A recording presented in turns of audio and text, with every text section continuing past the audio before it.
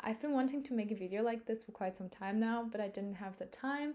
Now I do, so I thought I just start by doing two of the things I like the most. One of which is to talk about Shadowhunter Chronicles and the other to rank things. So I thought I'd combine this and just talk about, like, just rank these characters. And some information about me. I am a 21-year-old student and I am not a native speaker, so I hope you just like ignore my mistakes. And yeah, so I read the Shadowhunter Chronicles, I don't know, maybe 7 years ago, I think, I don't know. And I've reread them quite a bit, and they're my all-time favorite characters. I've grown up. I don't really read a lot of YA anymore, but these characters are just so special to me, and I don't think I'll ever like forget about them. So I made these ranking tiers. It starts with golden. These are the characters you just like can't forget about. You always think about them, and they'll go down as the best characters ever in literature. And then we have adore you. These characters didn't make the golden tier, like they didn't make it in the top tier, but they're almost there. Like the books wouldn't be the same without them. Then we have fine. These are the characters who just I like fine. They're fine. And then we have mood ring. This one are the characters you just sometimes you love, sometimes you hate. They're just like on a very fine line. And then we have I forgot that you existed. These are the characters I'm like, even though I've read this series like probably more than 5 times, I still have problems recalling it.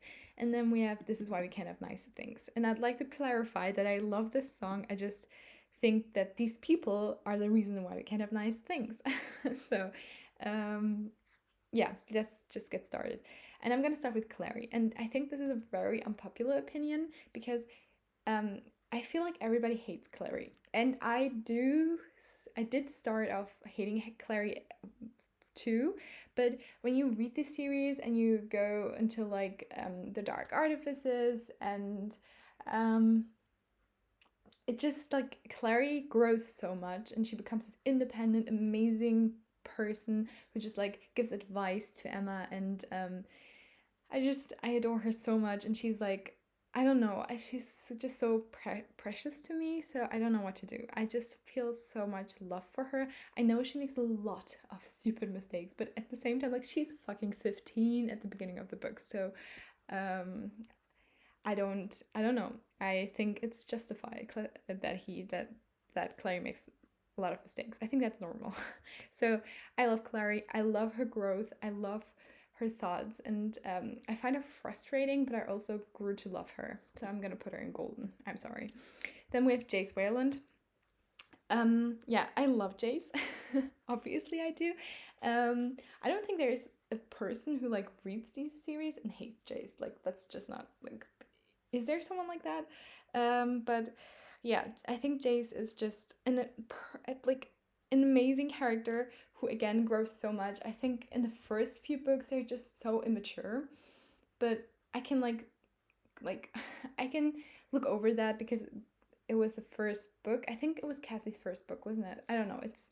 It's very early in her career and she's only grown from that on. So I really, really love Jace. And when I think of him, I'm just so fond of memories and just like the protector he is of his family. I think it's so precious. And yeah, I love his humor and I love the interaction with him and other characters, like every character. And I love like just what I've realized is later on, every single time a Clary or Jace is on the page in like Dark Artifices, I just stop and my world was like, okay, we have to pay more attention now because these characters are important. So I love Jace. I think that's what I want to say. Then we have Simon. I think this is Simon, right? Yeah, I think that's Simon. So Simon and my relationship is really complicated. I've hated him for so many years. I thought he was so annoying. He just like obviously didn't get that he was friend zoned. He didn't understand that she didn't want to be more than friends. I don't know. Maybe, I mean, it's not his fault entirely, but I just found him to be very annoying. Um, but he just grows again. All these characters grow so much. He grows up to be such a independent, amazing, funny. He's like one of the funniest characters I've read about, maybe the funniest. And he grows up to be such an amazing person who cares so much about his friends. And like, I think being a vampire really benefited him. I think he's just grown from that. And I just love Simon so much. He's probably in my top 5 characters of the series, and that's how much I love him. Um, yeah, I think he's very precious, and I don't think the world would have been the same without him, and I don't think we can live without him. So I don't know if it's Simon or Clary. I don't know if I can rank this in between the tiers, but right now I would maybe say maybe. I just think Simon is so precious and he's so funny. Like every line he says, like even his interactions with Jace is so funny. He has his stupid moments with like Maya and Isabel. I think it's so stupid what he does, but I just can't because he grows so much and I just can't I can't ignore that. And then we have Isabel Lightwood. Um, and I love her. She's so strong. I think she is just amazing. And I hate the way Clary behaves around Isabel in the first few books. And I love how Isabel's so independent and like just such a strong independent woman. Like she's I think the definition of that. And yeah, I just love her so much. I really am sad that later in the books, obviously spoiler warnings for all the books, later in the books she just like she's there, but like she's barely there. She just like winks in the background and just like walks by and I'm like, okay, can we get some dialogue from her? Some real dialogue. I would like to see more of her life, but I think she is an amazing character. I know I should put her in golden, but I don't know. Sometimes she makes weird decisions, and I feel like she is not a person when she does that. So I'm just like gonna put her in Adore You. I love her still so much, and she's so close to golden. Um, then we have okay. I'm just gonna. Alex is very complicated. I'm gonna leave him out for now. Um, I'm gonna go with Tessa. Look, Tessa is. I don't know who's my favorite character. I don't know who's my favorite protagonist. Like but Tessa is an amazing character. I love her. I think I just love all the main cast so much. I don't have to dwell on it. And for me, Tessa is the definition of nostalgia. And every time I just like think about her, I get so sad. And I wish her nothing but the best. And I don't think like even rereading the like oh my god the dark art no the infernal devices, even reading the infernal devices, I still don't see a lot of things I would have done differently than Tessa because she did mostly everything that I would have done, and I just like love her because she's so amazing and she always tried to do the right thing, and she's amazing. Then we have Sophie. Okay, Sophie is, I don't know, this is very unpopular opinion. This is probably an unpopular opinion, but I just think she's kind of a mood ring for me. She has her moments where I'm like, yes, go ahead, girl, get her. But like sometimes she's so frustrating and just I don't know. It's something I don't know what it is about her, but something irritates me every time I read the book, and I just forget about her. Um, too, but I think, but she has her moments. She has her glory moments where she like knocks Jasmine down. So she has her moments, but sometimes I'm like so irritated by her. So I'm gonna put her in mood ring. Oh my god, oh my god, Charlotte is. I would maybe put her in golden, but I would have put her in golden if she wasn't so. I don't know if I'm being very ignorant saying this, but I think the way she treated Matthew, or like um did not push Matthew way more, is kind of disappointing because obviously Matthew was struggling with something and she was kind of not there like for the entire 2 books, and then she was there for the second book at the end, and I get that she's like this important figure in the book, but I don't know, she should have been there for Matthew. I think knowing what he's going through, I just wished she would have like and I know there's this dialogue at the end where she's like, you know, you're drunk and you know you can't do this, and he's like, oh, I'm gonna move out. I think she could have done so much more if she really wanted to, and I'm so sad that there's a lack of I don't know what it is, a lack of confidence maybe, or lack of, maybe she's exhausted, I don't know, but I would have, I don't know, I just wish she could have done more, talked more to him, and just pulled him back.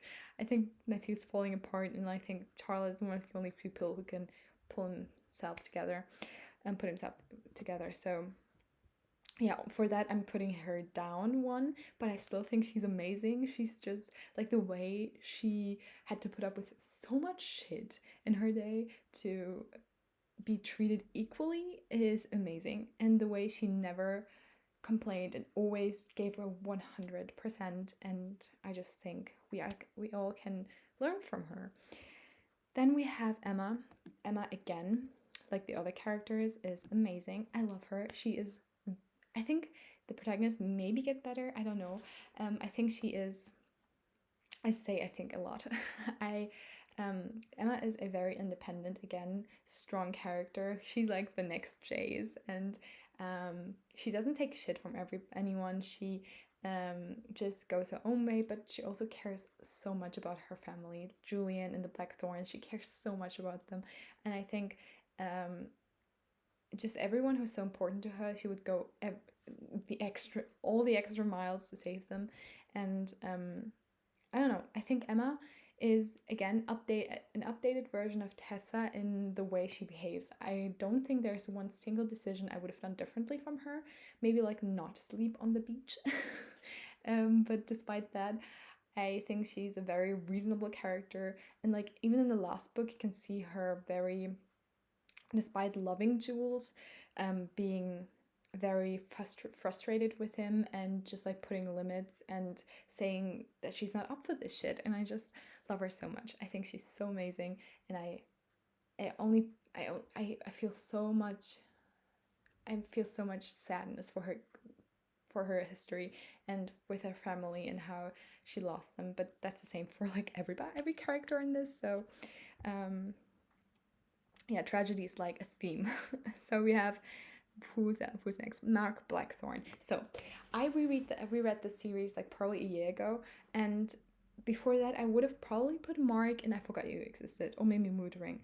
But when I reread it, I just felt so much pain for Mark, like being ripped out of your family, then coming back, and being torn between staying there and going back, and not knowing where you belong to, and being like discriminated against, and just, it's so sad and I can't.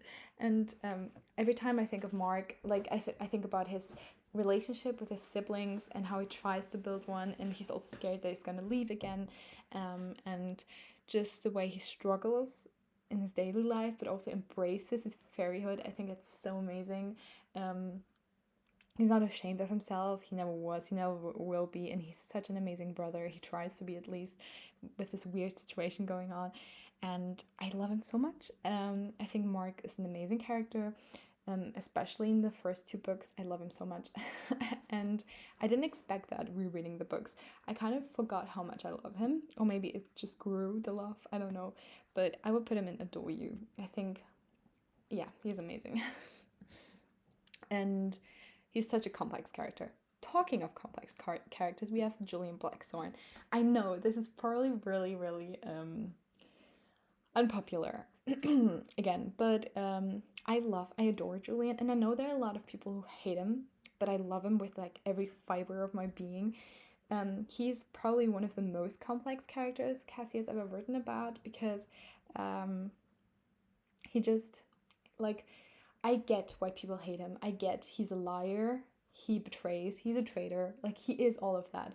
He's sneaky, but at the same time, the reason why he does that is for his family. And I know it's not all justified, like just for the family, but like the shit he has been fucking through, like it's heartbreaking. It's heartbreaking. Like just killing his own father, losing his sister, and then losing his brother coming back, him taking care of his whole family, children at age 12. That's like, or 13. I don't know. It's just like heartbreaking. And then he runs the institute with his uncle. Like, I don't think the way he's treated everybody is the right way to do it. I don't think so. But I feel so much empathy for him, and he tries his best to pull the family together and like not let them fall apart. And he like just the way he pays attention to his siblings and Emma as his love interest is astonishing. Like the way he notices little stuff of Ty, and just the way he acts around them and cares about them, and he would do anything for them. And it's kind of scary, but I also the situation shaped him to be that way. So I don't know, I love him so much. I don't think what he does is right, but I feel for him, and I think I bleed for this character, and I think this is a very well written character. So I'm gonna put her in golden.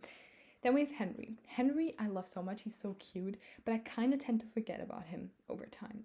So I'm gonna put him in fine because he's just a fine character. He doesn't get that much more depth in the later books, and even in his series, he's kind of like not the main focus, but he's amazing. I love him. He just never reaches that like more of a tier. Okay, now we have Christina. I loved Christina, but she also had her frustrating moments, but I would put her in fine. I know I loved her when reading about her. I loved her end decisions. I loved the way she like stood by Emma and like cares about her family. I think this whole Diego situation was very weird, but I love her relationship with Mark and Kieran. I think that's so special, and I love that plot line. But other than that, I don't remember much from her, despite her drinking like coffee at every fucking page she was on. And yeah, I'm gonna put her in fine for that. Okay, now we have Gideon.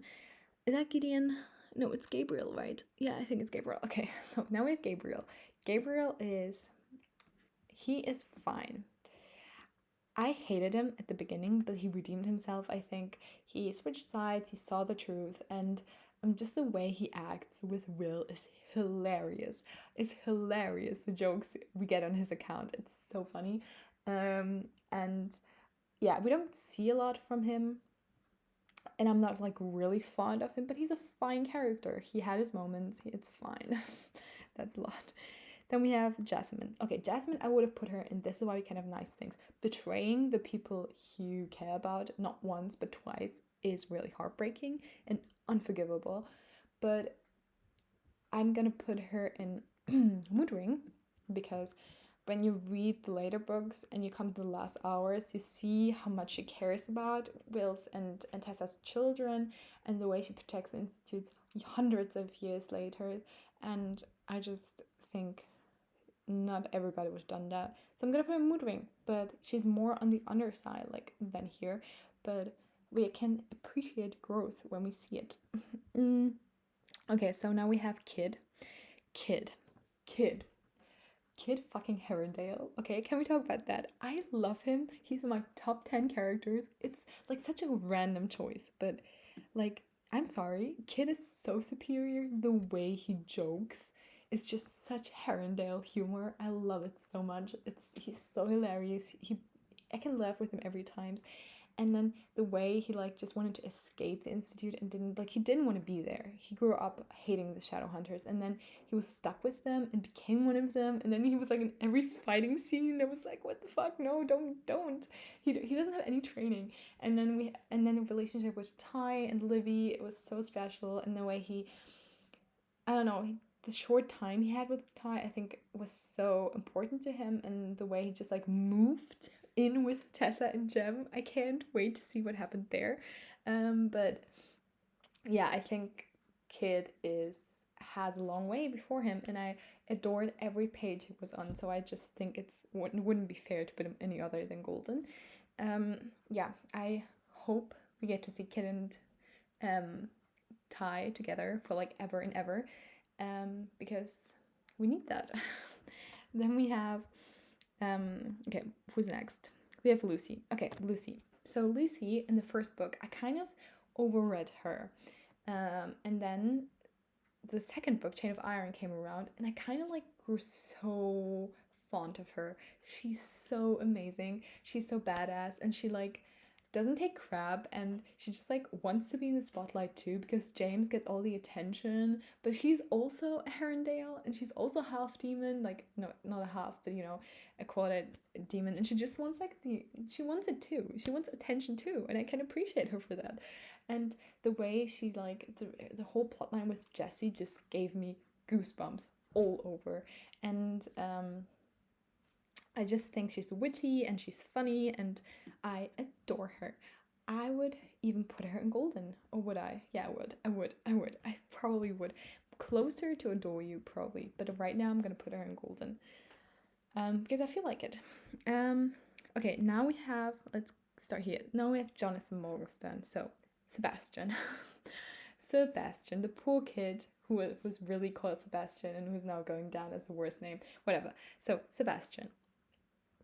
I have weird feelings about Sebastian because I hate him as a human being. I think what he does is awful. I hate him. He is the antagonist we don't want in our lives.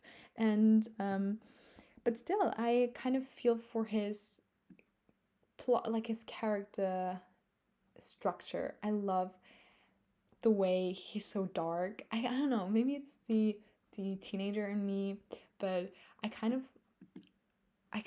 have a mood ring for him. I'm gonna put him in mood ring because sometimes I find him so funny, but he's also so disgusting. But he has, I don't know, I see something really tempting about him. Yeah, I don't know. I think he's a good villain. Like I always adore the way he thinks, and I'm disgusted by it. I don't know. Can someone relate, please? I feel I feel weird saying this out loud because I always thought about it. Let me just clarify. What he does is wrong, but the way he does it is so entertaining. So I'm gonna put him in mood ring. Okay, let's get to William Herondale. William Herondale is my all-time favorite character. I don't think there will ever be a character who tops that. I don't think there's a person on this planet, a real person, who can top him. He is the definition of amazing. He is the reason why we all live. He's funny, he's caring, he's witty, he's like the beginning of the Herondale line, and just this pain growing like with the books is just so heartbreaking. And I mean, there's no one who can do a love triangle better than Cassie Clare, is there? I don't think there's anyone who can do it, let alone better. So yeah, Will, I think is just, when I think of him, I think about his blue eyes and I tear up because of all the amazing conversation he has, like just about books, and then talking about why the hell is like the hell's made of ice or something with Tessa. It's just so, they have so beautiful moments together, and just the way he would again do anything for Jem and Tessa is astonishing to me, and the way he just like suppressed himself is just like stuck with me. And really, just like when I think of Will now, I'm so sad because of the ending. I just feel like he's my long lost love who will never get back because he fucking died, and that's fucking sad. And I need to stop. Okay, I love him. I cannot put it into words. I just adore him so much. Okay, next, George Lovelace. I remember liking him when I read the Shadowhunter Chronicles. No, when I read the Shadowhunter Academy. But right now, I just feel fine about him. But I remember liking him. So, now we have who's that? Oh, Anna Lightfoot. Okay, I know everybody adores her, but for me, she was always like in the background. And I kind of forgot that she exists, to be honest. I'm gonna get a lot of hate, but I don't know, she didn't have that many plot lines. She was always like in the background and not really on the focus, and I didn't really care about her. I don't know, maybe she'll grow on me in the next book. Then we have Jesse Blackthorne, who is in the Doryu. Like, just the way he's written as a ghost in the night in this like crumbled mansion, it's just like, I guess goosebumps all over. And the way he was offended when Lucy said, when she read about Lucy's story, and he was like so offended because for her he was just another like adventure or like a lost soldier. He's just like she can write about, and it was so sad. And I feel for Jesse so much. And I think, would he have been alive? Maybe he will be. We hope so. He could have done so much better, like in life. Okay, now we have, who's next? Let's get with the children. Okay, the children are so fucking cute. They're so adorable, but I'm gonna put them in fine because we don't see a lot from them. They're just like children. I mean, we get a little from Max in the Red Scrolls of Magic, where he's like flying and being like so silly. I don't know. It just, they're children and you have to like them. Maya is like, I kind of forget she exists. Like she's with one leg like in the circle and with the other she isn't, and she's kind of there but she isn't, and I kind of forget about her. So I kind of forgot she exists. Now we have Luke. Luke is fine. He's maybe adore you, but like he's fine. He's just like the dad figure who always stood by, and yeah, I like him. I think he's a very good person. Yeah, I think that's his trait. He's good. And he loves Jocelyn. We have Nathaniel Gray. We don't have to speak of him. Nathaniel Gray is the reason why we can have nice things in life. And every time I reread the series, I just hate him more. It multiplies. We have Axel Mortmain. He is I don't even want to put him in This Is Why We Can Have Nice Things. I kind of want to put him in I Forgot They Existed, because he wasn't a good villain. He was just like kind of there, and he wasn't really scary to me. Maybe because he was a human. I don't know. I think it could have been executed way better. I don't know. I don't think he deserves the respect of the antagonist.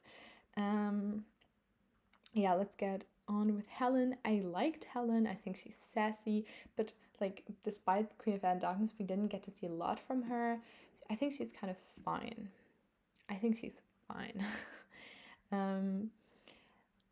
Then we have Lara Dearborn. Is it Zara Dearborn? I think so. Zara Dearborn is the worst. Yeah, she is like, I don't think she comes close to Umbridge. Like in level of hating her, she comes close to Umbridge. I hate her so much. I don't think words are enough to express that, so I'm gonna go on. We have, who's that? It's Arthur. Oh my god, Arthur. Arthur is fine. I think he was done dirty by Julian, by the world, by everyone, and he had his moments, but I just like, he's fine. We have Cicely. She is fine. She's sassy. She's cool. She's amazing. But like at the end of the day, I kind of don't think about her that much. She's fine.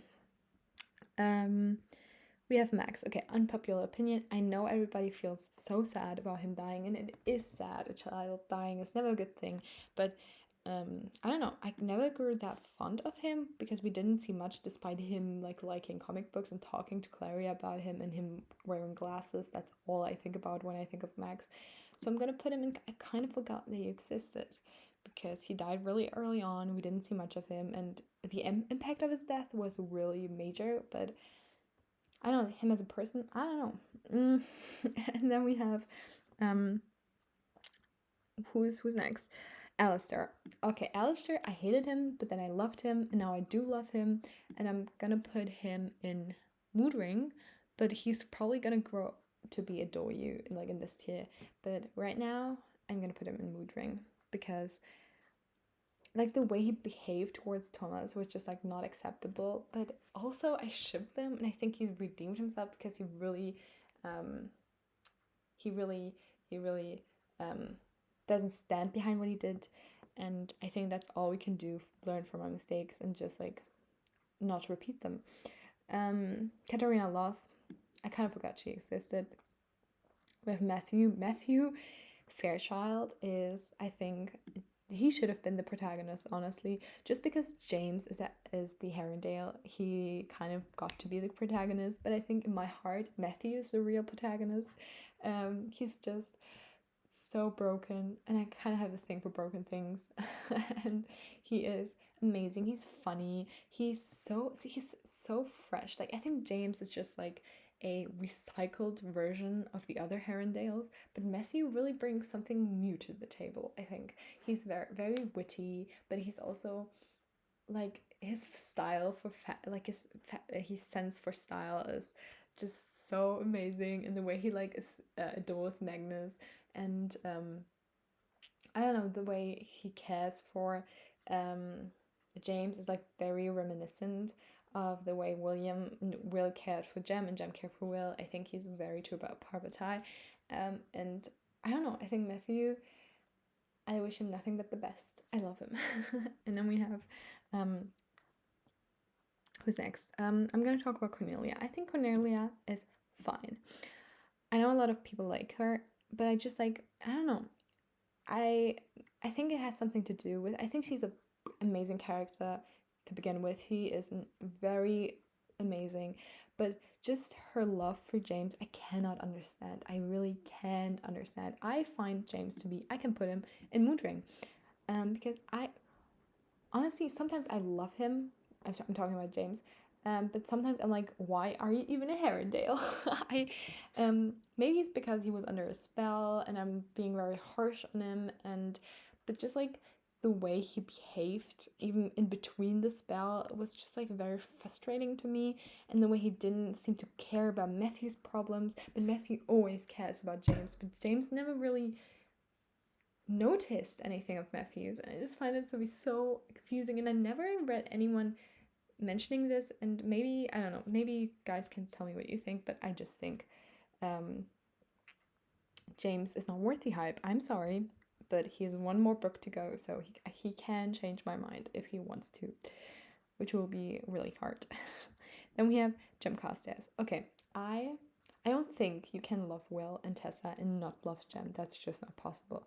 But because my love for Will is so strong, I love Jem so much, but at the same time, I just feel, because every time Jem was happy, Will was also, but he also suffered because of Tessa.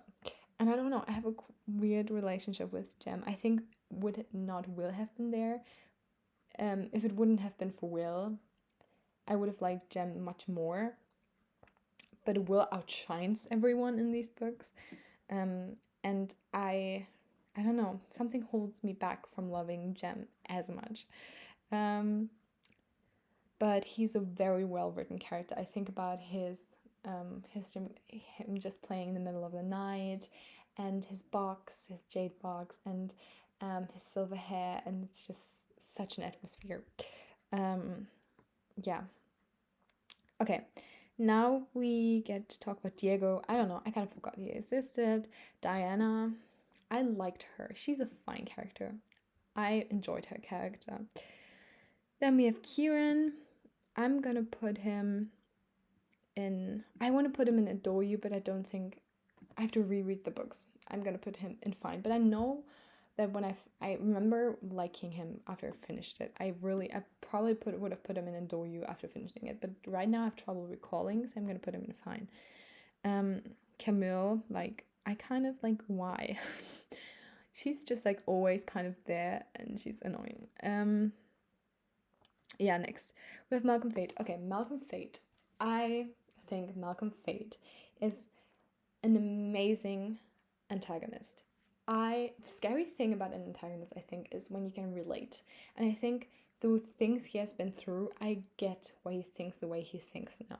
I don't condole his actions, but I just have so much empathy for him, and I understand why he thinks the way he does. And I think that's so scary when you can relate to a antagonist, because he did this with a person who got ripped up from him. You know, it wasn't really a racist problem, like the fucking, what was his name, like Valentine. It wasn't like Sarah Dearborn, who I just like got so frustrated with and so furious with. It was more of a pity. I pitied him. So I'm gonna put him in Mood Ring, even though he belongs to This Is Why We Can Have Nice Things, but he has some very amazing traits, like character build up, I think. Lady Midnight, dude, I forgot that you existed. You kind of were there, you killed Robert Lightwood and then and Livy, and then you disappeared. Thanks for nothing. Jaime, I don't know. I think I forgot you existed. And then we have Aline Penhallow. She is, I want to put in Adore You, but she is kind of fine because I don't recall that much. But in Red Schools of Magic, she was amazing. That I know. Okay, now let's talk about Raphael Santiago. Oh my god, Raphael! Like I would have probably put him in. I forgot he existed, but he's also kind of Adore You, and I'm gonna put him in Mood Ring because he's not fine. He's not just fine. I remember reading, like, he was always so annoying with wanting to kill Simon and just like standing in the way of like just like a smooth plan. He always was kind of like in the way, but reading Red Schools of Magic really gave me insight to his character, and I think his like little bits of dialogue with Alex really showed me more of his character, and I have a thing for funny character. I think everybody does, and he's so funny. And I really want to read more. I want to read the Magnus Bane Chronicles because I think he's featured in them, like his path, and I'm really interested in that. And yeah, I'm fond of Raphael. Even though he's like, I think he's like 14 or something, he's very young. Like everybody is so young in this book, and like being now 21, it's amazing. To think that they're that young and go through that much shit. Yeah, Jordan Kyle, I kind of forgot you existed, but you belong kind of also in This Is Why We Can Have Nice Things. Valentine, just a fucking racist. Then we have Thomas Lightwood. I don't remember much of him despite being with Alistair, so I'm gonna put him in fine. Gideon Lightwood, I forgot you existed, honestly. Charles Fairchild, I hate you. I hate you, and I don't know if you can redeem yourself. I don't know. You're just annoying. Grace. Okay, now we're talking about Grace. Grace Blackthorn. I know she's an antagonist. I know. Again, she's a villain. I'm not doubting that. I think what she did is wrong, but it was something really weird happened when reading about her chapters. Like there was this, she's always like has this brief chapters where she talks about her time alone in the mansion, and it made me tear up, and I never had that for a villain, and it really made me tear up. And I don't understand her, I don't get her. She's a very complex character, so I have to reread it again. But I am tempted by her. I am tempted by her motives. I really want to see where her path goes and then judge. So I'm gonna put her in Mood Ring because she's so interesting. And I kind of see good traits in her, but I also don't.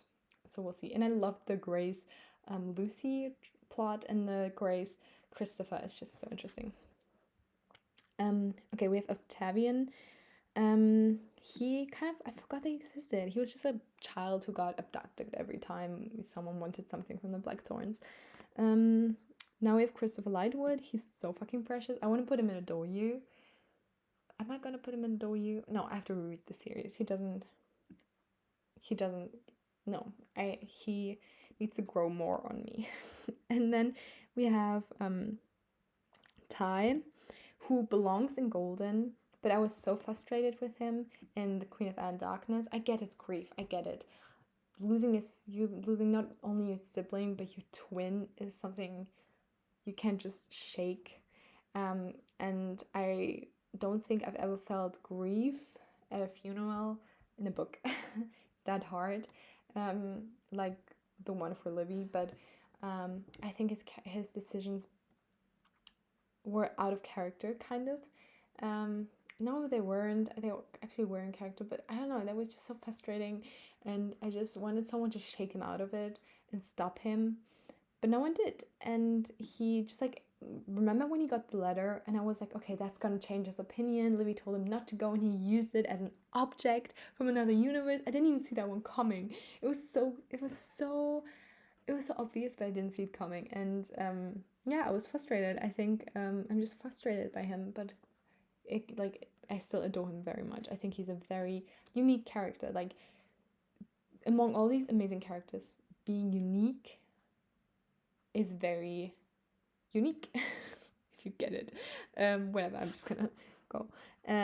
Libby, I'm gonna put her in Mood Ring because we didn't get much from her, because she died very young and she never was really in the main spotlight. And the same with Drew. I'm gonna put her in Mood Ring, because I adored her, but also she had moments where I kind of like forgot that he existed, because she never was in the spotlight. She got more like book time, page time later on when Libby died, but I kind of feel for her.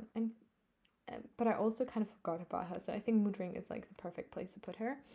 And then we have Alex Lightwood, who is Adore You. Maybe, no, you know what? It's Golden. It's Golden. I'm gonna put him in Golden, just because, like, in the first few books, again, I hated him. Like, similar to Simon's situation, he was really frustrated. He was in love with his Parvati, and he was very mean to Clary.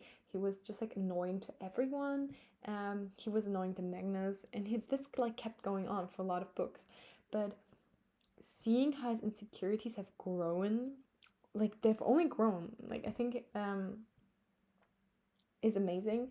And the way I think the plot point for me for his character was when he talked to Zara Dearborn right before Robert died, about when Zara was teasing him about Magnus being able to live forever and he will just die and Magnus will forget about him and just like keep living and find another. And Alex really didn't bother. Like, he didn't bother about that. He just like said, he had this dialogue and it just like lives in me relentlessly, where he said that his like the part of him, his love for Magnus would just like go on and it will live in Magnus forever. So she's the one who's losing and he will gain only love. And I think that's so, like, that showed me that he's really learned from his insecurities and he believes in the people he loves. And that wasn't the case when you compare it to the first few books. He was so insecure about everything, and now he just like has become comfortable and confident, and I think that's amazing, and he deserves Golden, because I'm a sucker for character growth and complexity, but also for humor and brokenness. Okay, now we have, I don't know who that is, but I'm gonna name him Robert Lightwood because we have not talked about Robert Lightwood, and I would like to put him in Mood Ring, maybe Adore You, somewhere along this line, because at the start of the book he starts by being a person I thought about as a hate person. What am I talking about? Like, I hated him, and later on he just grew up, like, he was just fine. He cared about his siblings, about his children, and he was fine. But then, like, his small interactions with Magnus and like his dialogue with Magnus and him like suggesting to name the child a warlock, Max, it's just like he has grown from his mistakes and he tries to grow from that, and I love growth.